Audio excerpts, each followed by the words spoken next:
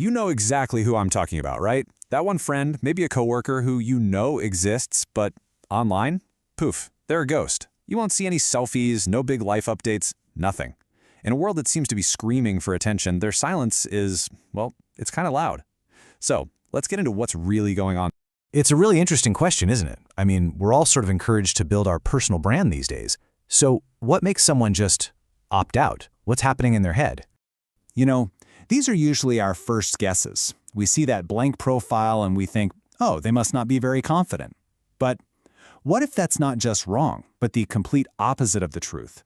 What if their online absence isn't a sign of weakness at all, but a sign of a very different and maybe even deeper kind of strength? Okay, let's peel back the first layer. The first major reason isn't about being antisocial, it's about being selective. It's a deliberate choice to value what's personal way more than what's public. There's actually a term for this in psychology. It's called a high privacy orientation. Now, this isn't about hiding something. It's about being the curator of your own life. These folks feel a really strong need to control their own story, and maybe more importantly, to protect their own peace of mind from all the noise out there.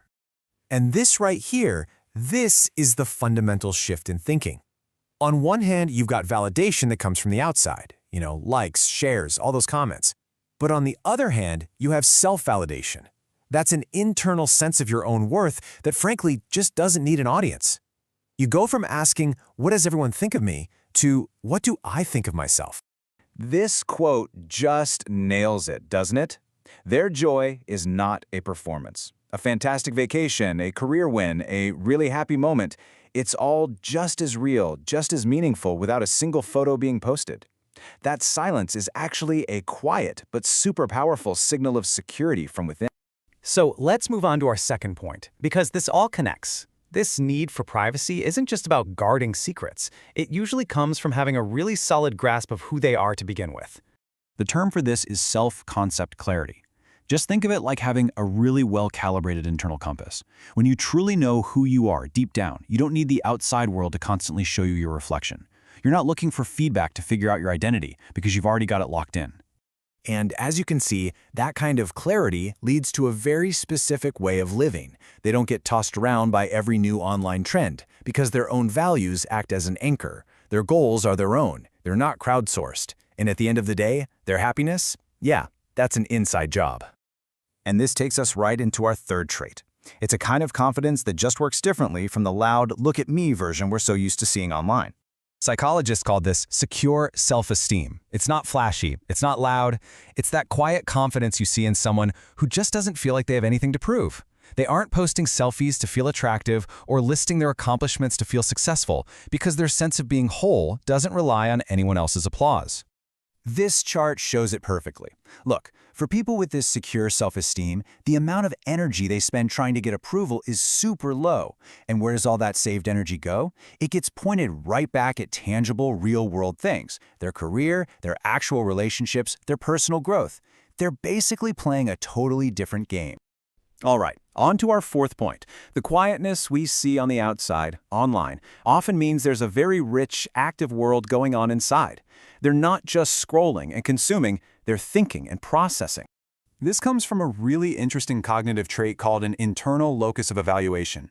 Basically, it means their scorecard for life is held internally. They are their own judge. The opinions of the crowd? Sure, they're interesting, but they're not the final verdict. Their own standards are the ones that really matter. So of course this makes sense. They prefer depth over just quantity. Why would you waste your time on 100 surface-level online interactions when you could have one or two really authentic, deep conversations in the real world? They're after substance, not static. And that brings us to our final point, which might be the most conscious choice of them all.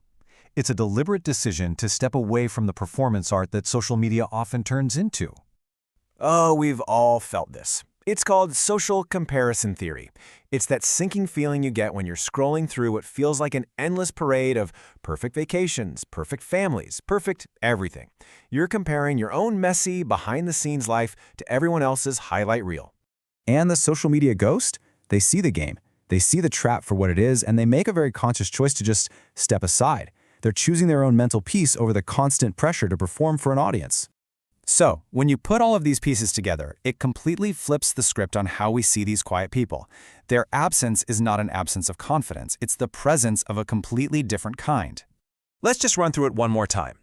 They're not insecure, they're private. They're not lost, they're self-aware. They aren't afraid of attention, they're emotionally secure.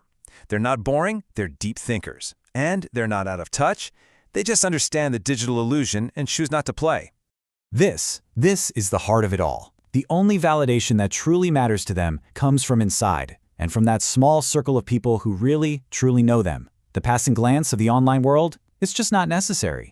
And maybe, just maybe, in a world that is always shouting for more attention, this quiet, grounded, self-assured approach, well, maybe that's the most powerful form of confidence there is. So it kind of leaves us with something to think about, doesn't it?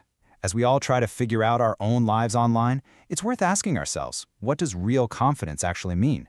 Not just how it looks to other people, but how it feels on the inside.